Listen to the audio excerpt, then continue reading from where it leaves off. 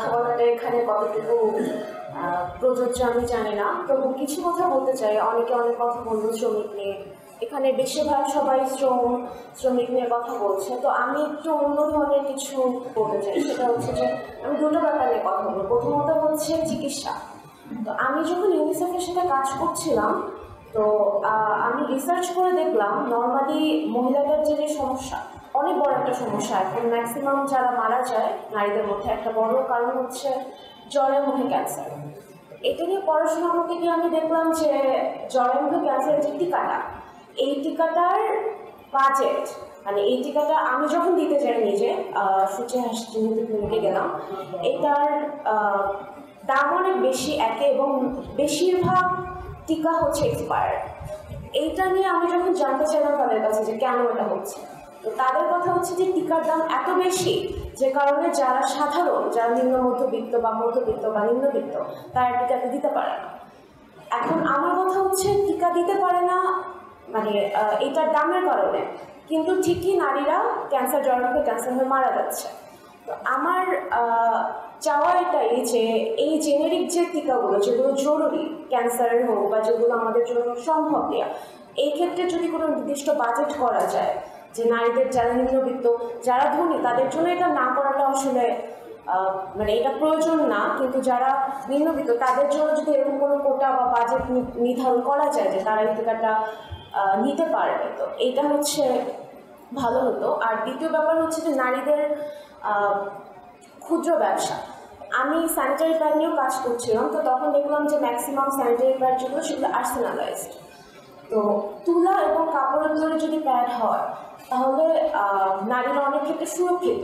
এটা কিন্তু আমরা হাতেই বানাতে পারি। তো আমার ইচ্ছা ছিল যে আমরা এমন কিছু নিয়ে কাজ করব যেখানে নারীরা নিজেরাই এটা তৈরি করে অনেক স্বল্প দামে, যেখানে আমাদের 12 টাকা করে 13 টাকা করে কিনতে হচ্ছে, সেখানে 3 টাকা 4 টাকা 5 টাকায় বিক্রি করতে পারবে। এতে যে নারীগুলো কাজ করবে তাদেরও কিছু টাকা ইনকাম হচ্ছে, প্লাস হচ্ছে অনেক কম দামে নারীরা এটা কিনতে পারবে। কিন্তু আমি যেটা দেখলাম বিভিন্ন বিদেশি প্রতিষ্ঠান, ইউনিসেফ, যেখান থেকে বাজেট আসে, বাজেটগুলো ম্যাক্সিমাম চলে যায়। বাজেটগুলো হয়তো যারা হচ্ছে মালিক, যারা ম্যানেজারের লেভেলে, তাদের কাছে চলে যাচ্ছে। এই টাকাগুলো কিন্তু নির্দিষ্ট কেউ পাচ্ছে না, যারা হচ্ছে পাওয়ার কথা।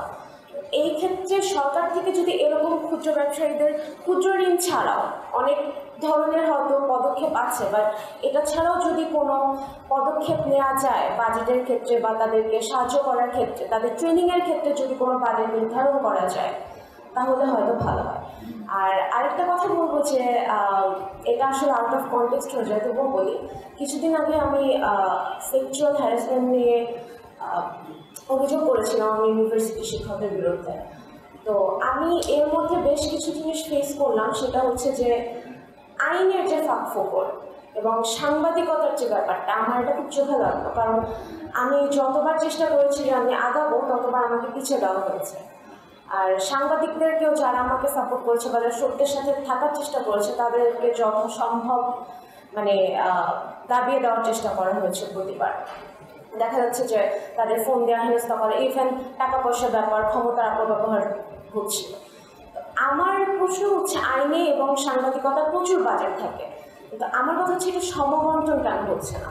বা যারা হচ্ছে আইনে বা সাংবাদিকতায় কাজ করে, আমি যাদের সাথে কথা বলেছি, আমার বন্ধু হোক বা আমার পরিচিত যারা হোক, যাদের সাথে কথা বলেছে, বেশিরভাগ ক্ষেত্রে একটা কথাই ছিল যে আমরা আসলে ওই মানে ইনসেন্টিভ বা আমরা যে কাজ করব, আমাদের কয়টা কথা, আমরা দৌড়ায় যাচ্ছি একটা জায়গায়, আমরা হচ্ছে বিভিন্ন জায়গায় যাচ্ছি, কাজ করছি, বাট আমাদের জন্য কোনো মানে বাজেট আলাদা করে দেওয়া নেই, আমাদের অল্প টাকা দেওয়া হচ্ছে, আমরা অল্প বেতন পাচ্ছি।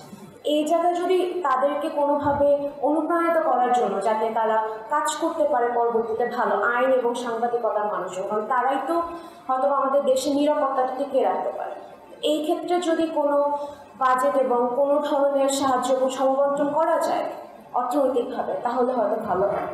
তো আমি শুধু এতটুকুই বলবো। ধন্যবাদ সকল।